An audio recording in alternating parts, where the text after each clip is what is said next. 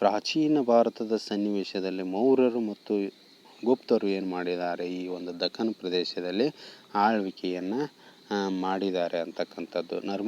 ನರ್ಮದಾ ನದಿಯ ಉತ್ತರ ಮತ್ತು ದಕ್ಷಿಣ ಭಾರತವೆಂಬ ವಿಭಜನೆಗೂ ಕೂಡ ಈ ಒಂದು ದಖನ್ ಪ್ರಸ್ಥಭೂಮಿ ಕಾರಣ ಆಗಿದೆ ಅಂತಕ್ಕಂಥದ್ದನ್ನು ನಾವು ಇಲ್ಲಿ ಈ ಒಂದು ಚಿತ್ರಪಟದಲ್ಲಿ ನೋಡ್ಬೋದು ಅನ್ನುವಂಥದ್ದು. ಹಾಗಾದರೆ ಈ ಒಂದು ದಖನ್ ಪ್ರಸ್ಥಭೂಮಿ ಈ ಭಾಗ ಏನಿದೆಯಲ್ಲ, ಈ ಭಾಗದಲ್ಲಿ ಏನು ಅಂದರೆ ಹೆಚ್ಚಾಗಿ ಮೌರ್ಯರು ಮತ್ತು ಗುಪ್ತರು ಆಳ್ವಿಕೆಯನ್ನು ಮಾಡಿದ್ದಾರೆ ಅಂತಕ್ಕಂಥದ್ದನ್ನು ನಾವು ಇಲ್ಲಿ ತಿಳ್ಕೊಳ್ಬಹುದು ಅನ್ನುವಂಥದ್ದನ್ನು ನಾವು ಗಮನಿಸಬೇಕಾಗಿರ್ತಕ್ಕಂಥದ್ದು.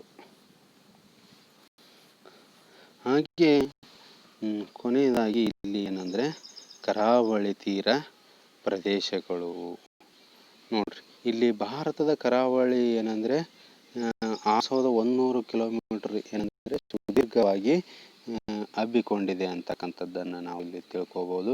ಪೂರ್ವ ಕರಾವಳಿಯ ಉತ್ತರ ತೀರ ಮತ್ತು ಕೋರಮಂಡಲ ತೀರವೆಂದು ಕರೆಸಿಕೊಂಡಿದೆ ಅಂತಕ್ಕಂಥದ್ದು.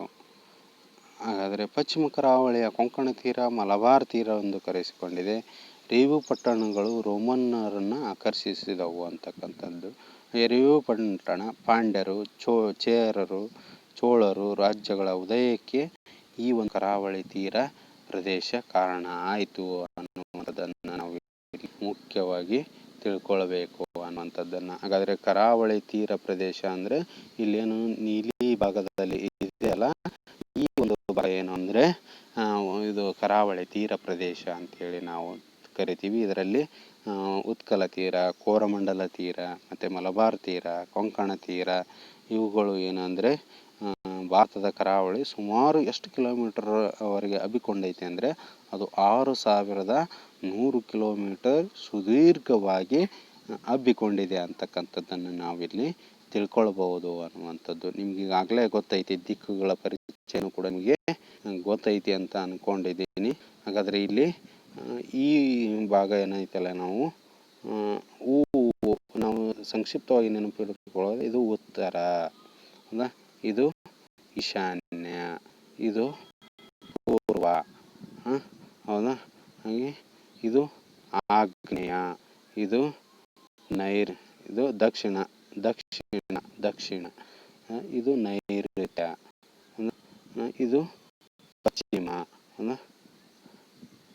ಇದು ವಾಯವ್ಯ. ಈ ರೀತಿಯಾಗಿ ನಾವು ದಿಕ್ಕುಗಳನ್ನು ತಿಳ್ಕೋಬೋದು. ಹಾಗಾದರೆ ಇಲ್ಲಿ ಮುಖ್ಯವಾಗಿ ಏನಂದರೆ ಪೂರ್ವ ಕರಾವಳಿಯ ಉತ್ಕಲ ತೀರ ಇಲ್ಲಿದೆ ನೋಡ್ರಿ. ಈ ಉತ್ಕಲ ತೀರ ಮತ್ತು ಕೋರಮಂಡಲ ತೀರವೆಂದು ನಾವು ಇಲ್ಲಿ ಇವುಗಳೆರಡನ್ನು ನಾವು ಕೋರಮಂಡಲ ತೀರ ಅಂತೇಳಿ ಕರಿತೀವಿ.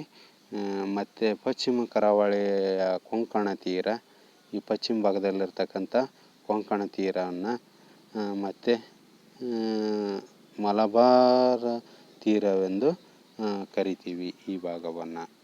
ಈ ರೀತಿಯಾಗಿ ರೇವು ಪಟ್ಟಣಗಳು ರೋಮನ್ನರನ್ನು ಏನು ಮಾಡಿದ್ವು ಅಂದರೆ ಆಕರ್ಷಣೆ ಮಾಡಿದ್ವು ಅನ್ನುವಂಥದ್ದನ್ನು ಇಲ್ಲಿ ತಿಳ್ಕೋಬಹುದು. ಹಾಗಾದರೆ ಇಲ್ಲಿ ರೇವು ಪಟ್ಟಣವನ್ನು ಪಾಂಡ್ಯರು, ಚೇರರು, ಚೋಳರು ರಾಜ್ಯಗಳ ಒಂದು ಉದಯಕ್ಕೆ ಈ ಒಂದು ಪ್ರದೇಶ ಕಾರಣ ಆಯಿತು ಅನ್ನುವಂಥದ್ದನ್ನು ನಾವು ಇಲ್ಲಿ ತಿಳ್ಕೊಳ್ಬೇಕಾಗಿರ್ತಕ್ಕಂಥದ್ದು.